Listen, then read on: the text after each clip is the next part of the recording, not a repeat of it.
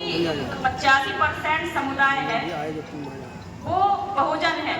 सिर्फ 15% ऐसा है जो जय भीम तो बोलता है पर दिल से नहीं बोलता। तो उस 85% में हम भी आते हैं।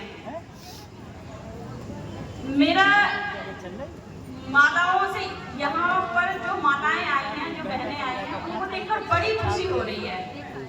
मैंने कभी भी यहाँ तक के जो महिला दिवस होता है उसमें भी महिलाओं की इतनी भीड़ नहीं देखी। हमारे भारतीय समुदाय में जो पुरुष समुदाय है वो जो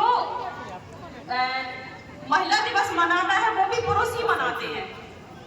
ये भी हमने देखा है।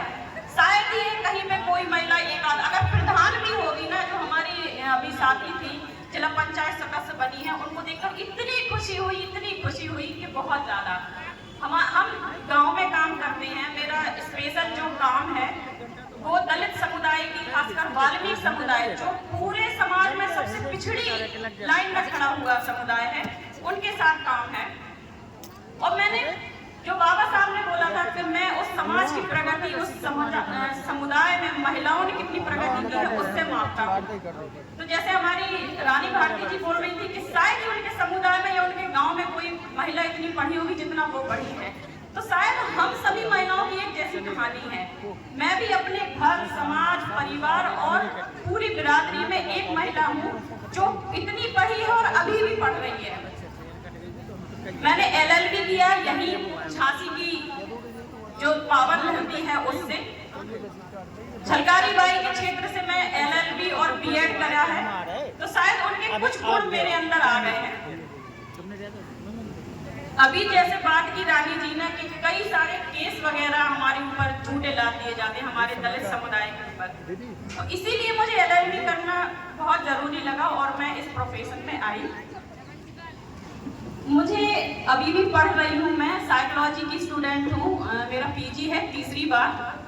कुछ पुरुषों ने बोला मुझसे, मेरे आसपास के जो लोग हैं जो शायद नहीं चाहते कि महिलाएं पढ़ें, और वो शायद सवर्ण जाति से होंगे क्योंकि मैं जाति के ऊपर इतना विश्वास बिलीव नहीं करती हूँ। उन्होंने बोला आप अभी तक क्यों पढ़ रही हैं, क्या करेंगी पढ़ के, क्या फायदा है। हमने कहा पढ़ने का एक नुकसान बता दो, पढ़ाई छोड़ देंगे। तो नुकसान कुछ नहीं है। फिर बोला कि जो हिंदू समुदाय है उसमें बोलते हैं कि 84 लाख योनियों के बाद मानव का जन्म होता है। अगर क्योंकि मुस्लिम समुदाय में दोबारा से जन्म लेने की प्रथा का सपोर्ट नहीं करते हैं, लेकिन हिंदू समुदाय में बोलते हैं। तो हमने कहा 84 लाख योनियों के बाद मेरा जन्म मानव जाति में हुआ है, तो मैं इसलिए पढ़ रही हूँ। अगले जन्म में कुत्ता, बिल्ली, भैंस, बकरी बनकर तुम घुसने दोगे स्कूल में? नहीं घुसने दोगे ना। इसीलिए सारी कसर हम इसी समुदाय, इसी जन्म में निकालना चाहते हैं और हम पढ़ना चाहते हैं। और मैं केस का जब हैंडल करती हूँ, महिलाएं आती हैं, उनसे मैं सबसे पहले पूछती हूँ आप पढ़ी हैं? तो बोलती हाँ 5वीं, 8वीं, 10वीं। हमने कहा पढ़ाई फिर से शुरू कर दो।